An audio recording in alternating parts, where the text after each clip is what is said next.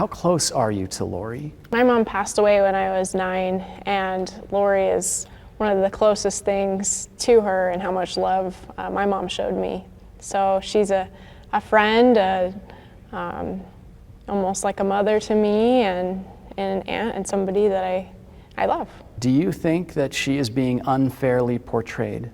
It's just not Lori that I see. I see a lot of hatred in the media and a lot of judgment. I see a lot of lies. I don't know where my cousins are, her children, JJ and Tylee, and I love all of them, and I know she's doing whatever she can to keep her kids safe, and I hope we can see how that turns out in the future as truth continues to come forward. Did anything seem strange to you when you moved out there about the way Lori was acting or Chad? Well, I moved out there right after my ex took my children from me. There's a lot of lies out there that I've abandoned my children, and it's simply not true. I didn't move down there to be in a cult. I didn't move down there to be solely by Lori. Lori's very independent and does her own thing, and I had my own reasons for, kind of having a fresh start and trying to work through my custody battle with my ex. I think I've reported that you followed her to Rexburg. Is that not accurate? It's not. I mean, I had my own reasons for going, and I love my Aunt Lori, and it absolutely was a benefit to be close to her. She's been somebody that's given me unconditional love. You got out there, your aunt is there, but you don't see your cousins. Was that strange? Prior to their move, she was moving for their safety and for those threatening her, and to keep JJ and Tylee safe.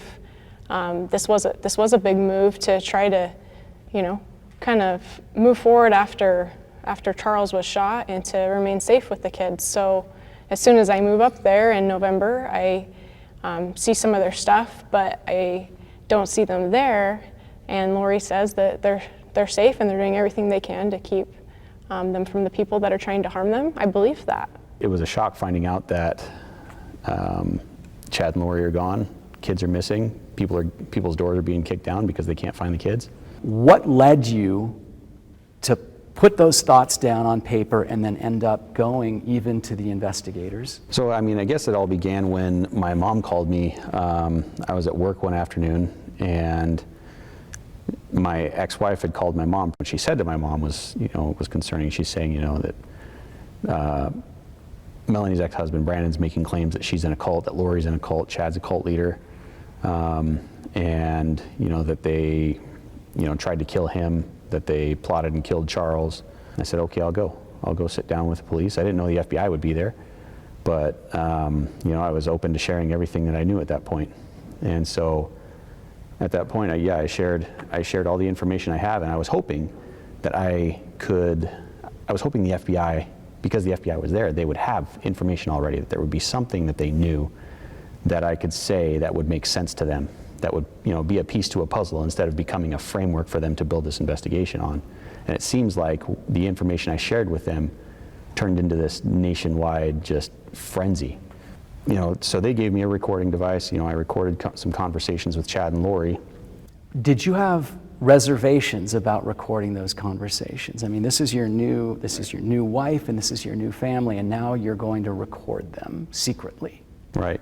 Yeah, there was a little bit of hesitation, but at the end of the day, I saw that as the fastest way to get from point A to point B. Nobody knows where these kids are. There's serious concern about their safety. I've just married Melanie, and I love her with all my heart, and I want to get her out of this. And I saw that as the fastest way to do it. If I could get some concrete evidence for law enforcement, for them to be able to say, this is where Tylee and JJ are, or this is what's happened to them, it's open and shut case, and we're done. We move on with our lives, but it didn't play out that way. For 2 weeks, I've been thinking this through and looking for anything I could to try to figure out where these kids are, and there's just no evidence. There's nothing. Trying to figure out anything bad that's going on, and I couldn't find anything. I couldn't find anything aside from just baseless accusations coming from her ex-husband. At the end of the day, I put it into a memo when I confessed this to her, and I need to protect her to the best of my ability from the damage that I have done to her.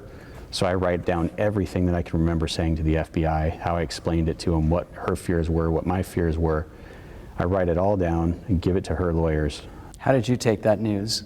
As big of a betrayal as it sounds and felt in the moment too, I have to look at the entirety of it. And he's recording my conversations, and there's nothing with that. And there's nothing between Chad and Lori that was said that was, this was early in December.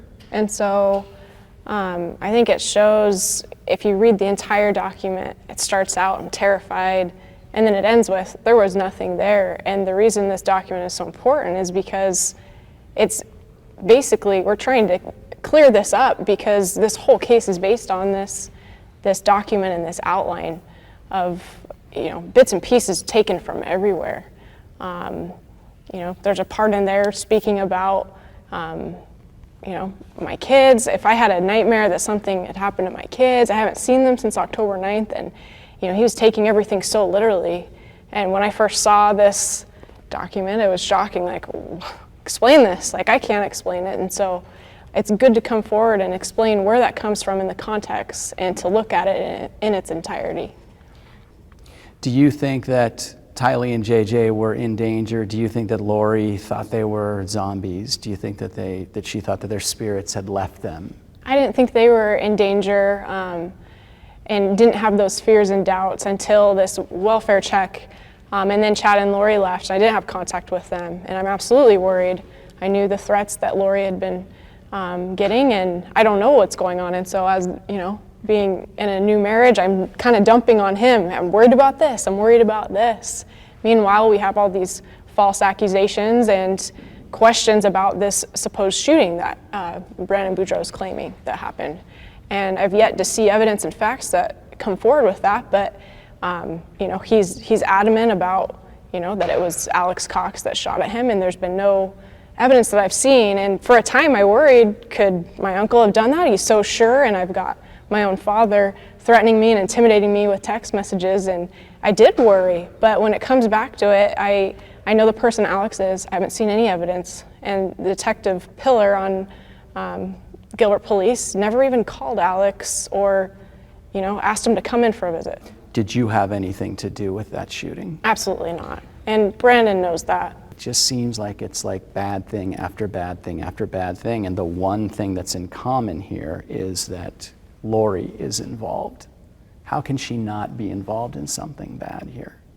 I can't attest to all those different events, but I do know that Charles was there with an agenda, and he was working with Brandon and with Kay, and things didn't go the way he thought. And the big question we're not asking is, why is nobody asking why Charles had a $2 million policy on Lori?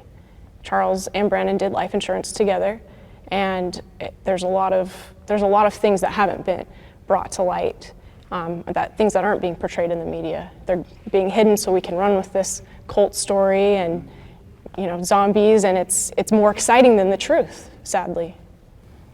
Do you think you're going to see Tylee and JJ again? I do. I absolutely do. I know Lori wouldn't ever do anything to hurt her kids. I've seen the pain that she's gone through and the abuse and betrayal. I've seen authorities let her down. I've seen court systems let her down.